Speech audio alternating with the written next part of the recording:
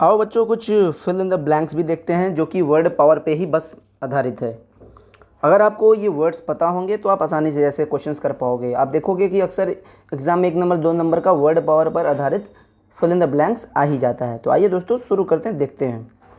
That lazy boy is doing his work, यानी वह आलसी लड़का कर रहा है अपना काम। 4 ऑप्शन है। अब दोस्तों ध्यान देना है, सेंटेंस को पूरा समझना है कि आलसी लड़का है तो वो काम कर रहा है तो कैसे करेगा। केयरफुली तो वो करेगा नहीं, केयरफुली का हिंदी सावधानी से, क्योंकि आलसी है तो वो लापरवाही से करेगा। ब्रेवली का हिंदी होता है बहादुर तरीके से, तो भाई आलसी लड़का है तो बहादुर तरीके से वो करेगा नहीं। अब हमारे पास 2 ऑप्शन और है, करेजियसली एंड वैक्यूअसली। दोस्तों करेजियसली का मतलब होता है साहस के साथ, यानी साहस तरीके से।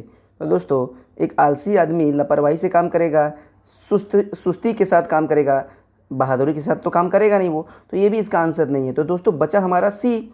अब इसका हिंदी हमें समझना है। तो दोस्तों वैक्यूअसली का हिंदी होता है बेमन से, मतलब बिना सोचे विचारे, एकदम सुस्ती में, बेकार ढंग से। तो दोस्तों वैक्यूअसली की हिंदी आप एक शब्द में समझ लो कि एकदम विचारहीन तरीके से, यानी बिना कुछ सोचे समझे। तो वो जो आलसी लड़का ना वो अपना काम कर रहा है एकदम बिना सोचे समझे, बिना विचारे, क्योंकि आलसी वो दिमाग लगाएगा ही नहीं, मेहनत करेगा ही नहीं।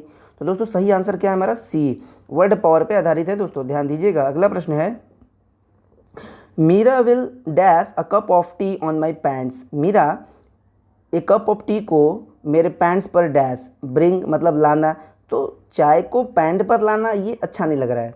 अपसेट, अब अपसेट का हिंदी तो उदास होता है, तो ये भी अच्छा नहीं लग रहा है। फील का मतलब होता है महसूस करना, ये भी नहीं अच्छा लग रहा है कि मीरा महसूस करेगी एक कप चाय मेरे पैंट्स पर, नहीं। टेक का हिंदी लाना, लेना, तो मीरा लेगी एक कप चाय मेरे पैंट्स पर, ये भी गलत है। तो दोस्तों अब होगा क्या? तो दोस्तों मैं आपको बता दूं, एक शब्द के कई मीनिंग होते हैं।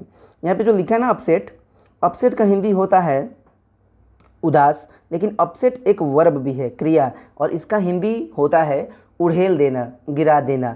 तो मीरा चाय लेकर के आएगी और वो मेरे पैंट्स पर गिरा देगी। होता है ना कभी कभी कि चाय कोई लाता है और उससे चाय कपड़े पर ही सामने वाले के मेहमान के ऊपर गिर जाता है। तो वही है दोस्तों, बहुत बढ़िया क्वेश्चन है, इसको हल्के में नहीं लेना। अपसेट का हिंदी उदास भी होता है और उड़ेल देना यानी गिरा देना भी होता है। तो मीरा एक कप चाय मेरे पैंट्स पर ही गिरा देगी। तो दोस्तों अपसेट हो गया आंसर, इसका एकदम सही आंसर है।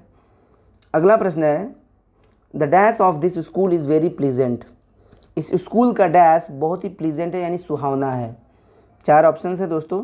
तो फ़ी की अगर बात करें तो इस स्कूल का फ़ी बहुत ही सुहावना है, ये अच्छा नहीं लग रहा है दोस्तों। टीचर्स, इस स्कूल के टीचर्स बड़े ही सुहावने हैं, अच्छे हैं, हो सकता है। लेकिन दोस्तों ज़रा ध्यान दो, अगर यहाँ पे रहेगा इस स्कूल के टीचर्स, यानी एक से ज़्यादा है टीचर्स, तो यहाँ पे आर होना चाहिए था ना।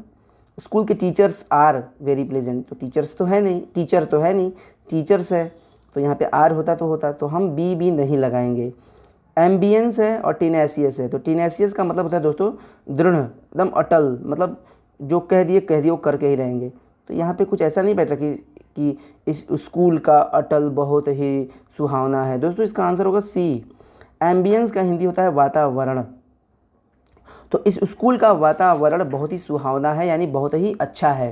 तो एम्बियंस स्पेलिंग भी याद रखिएगा, वर्ड की मीनिंग भी याद रखिएगा। एम्बियंस का हिंदी होता है वातावरण। Very good. Next, he is 70 years old. वह 70 साल का है, यानी दोस्तों बूढ़ा हो गया होगा। वह 70 साल का है। सो ही लुक्स, इसलिए वह दिखता है डैश इन हिज लाइफ, अपने जीवन में डैश दिखता है। अब दोस्तों आप बताना, सो का हिंदी इसलिए वो दिखता है। तो 70 साल का अगर कोई हो जाएगा तो कैसा दिखेगा? कास्ट, जाति दिखेगा, जाति नहीं, ये नहीं होगा। जेडेड का हिंदी दोस्तों पता है आपको? थका हुआ। जेडेड का हिंदी होता है थका हुआ। तो ये सही लग रहा है, क्योंकि हिंदी कह रहा है कि वह 70 साल का हो चुका है, सो इसलिए वह थका हुआ अपने जीवन में दिखता है। हो सकता है एनर्जेटिक नहीं हो सकता दोस्तों, क्योंकि वो 70 साल का है इसलिए एनर्जेटिक दिखता है। अरे वो 50-30 साल का होगा, 20 साल का होगा, तब एनर्जेटिक दिखेगा। वो 70 साल का है इसलिए वो एनर्जेटिक दिखता है, यानी ऊर्जावान दिखता है, ये नहीं होगा। और इंथुजियास्टिक का मतलब होता है बहुत ही जोश से भरा, तो ये भी नहीं होगा कि भाई वो 70 साल का है इसलिए वो जोश से भरा दिखता है अपने जीवन में, नहीं।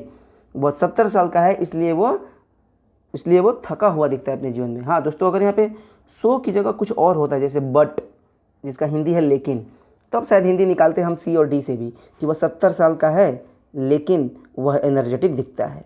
लेकिन यहाँ पे बट नहीं है कि हम कुछ नेगेटिव कुछ उल्टा बोल पाए।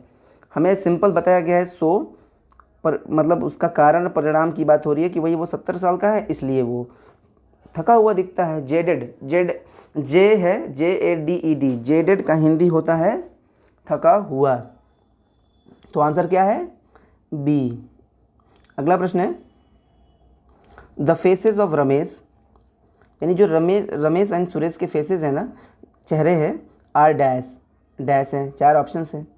तो अब देखो दोस्तों सब वर्ड पावर का खेल है। आइए देखते हैं। रैपेसिस का मतलब होता है अत्यधिक लोभी, लालची। एनालॉगस का मतलब होता है मिलता जुलता यानी समान, सिमिलर। एप्ट का मतलब होता है एकदम उचित, सही। और एम्बियंस का हिंदी जानते हो आप, वातावरण। तो आप ही बताओ कि रमेश और सुरेश के चेहरे अति लोभी हैं, उचित हैं, वातावरण है नहीं, एनालॉगस है। एनालॉगस का मतलब होता है एकदम मिलते जुलते, एक समान। तो रमेश और सुरेश के चेहरे जो है ना वो एनालॉगस है यानी एक समान है। तो आंसर होगा बी। दोस्तों बहुत अच्छा सेट रहा होगा ये, आपको अच्छा लगा होगा। जितने भी वर्ड्स अगर आपको नहीं पता है तो आप अपने नोटबुक में लिखिएगा, क्योंकि ये सारे मॉक टेस्ट में आपको मिलेंगे आगे। Thank you.